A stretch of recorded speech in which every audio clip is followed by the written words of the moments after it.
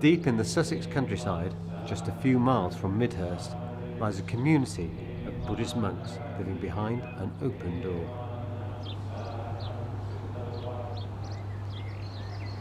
Yes, well, my name is Ajahn Karuniko.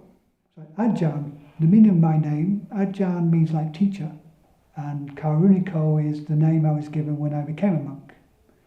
And they give you a nice name with a good quality to aspire towards. So it comes from the word karuna, which means compassion. So it means one who's compassionate. That's my name. And what I do, at the moment I'm the abbot of this monastery, and I oversee the running of the monastery and make sure different areas in terms of the maintenance of the monastery and looking after the teachings of the monks and nuns in the monastery, and also the people who come to the monastery, receiving groups and teachings for the people who visit the monastery also.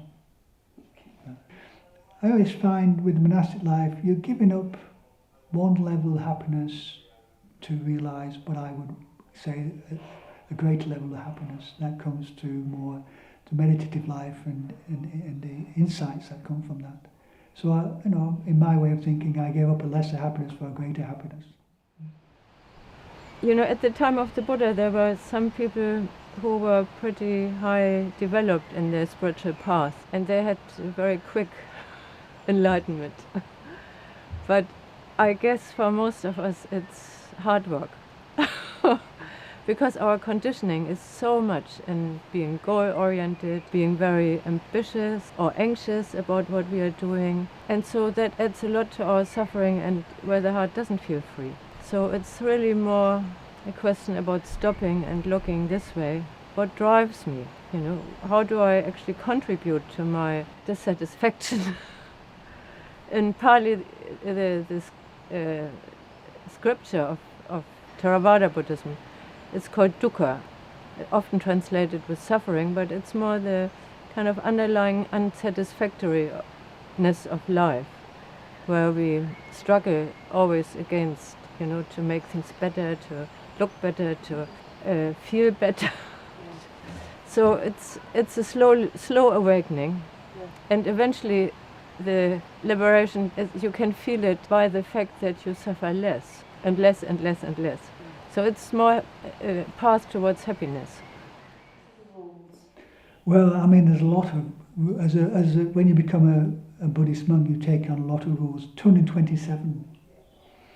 So it's quite a refined way of living, you see. So it's all about relationships towards, you call it the opposite sex, relationship to the things you have and your belongings, about asking for things, about harmlessness, about relating to each other.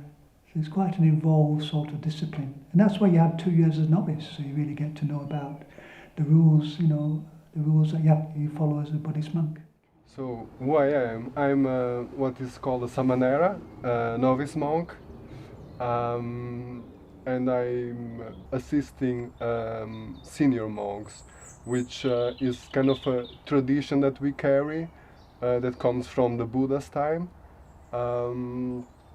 And which is basically, we encourage the junior monastics to take care of the elders, basically. So everything we can assist them with, like doing the laundry, cleaning their rooms, helping them with washing their bowls, everything that is related to caretaking, we do it, and we see one of the best forms of practice to practice our generosity, our capacity to help others and to respect the elders. That's, I think, a big learning in this monastery. One of the things that we miss in society is actually recognizing the wisdom from the elders, from the old people, the experience that they carry through their lives. Many people see old age as something really bad and, first signs of dying or something like that. But, well, when I look at myself, the older I get, I think the wisdom I recognize the wisdom from it, and I look at my past and I see all the things that I've been through, and I can teach that to younger people. So I think one of the main reasons the monks wear the robes is it's a very helpful supporting structure for the training. For someone who wants to train their heart and purify their heart, the robes help as a very clear reminder of that intention. So every day as you're going through your activities, you see the robes and you feel the robes, and they remind you that that's your orientation in life. And having that can be very helpful for people and a valuable reminder on a daily basis. And I think it can be a valuable gift to others as well, because it reminds other people who see you wearing the robes that that's an opportunity in life. So it's a reminder for the individual practitioner, but also it's a gift and an offering to others to say this is an opportunity that we have in life to train the heart, purify the heart, and bring out those qualities in our life for our own benefit and the benefit of others. So when we go on alms round into the local towns or villages, that's a tradition that goes back 2,500 years to the time of the Buddha.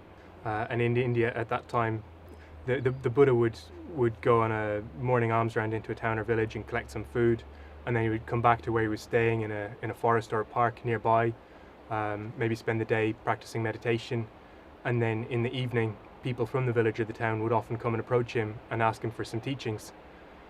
So it was always this very much a two-way relationship where both parties benefited, and so he would be offering the spiritual support and the people in the town or village would offer the material support. We have a forest committee, and they organise all the work and things that happen in the forest, and that's a committee of lay people with a representative also from the monks as well.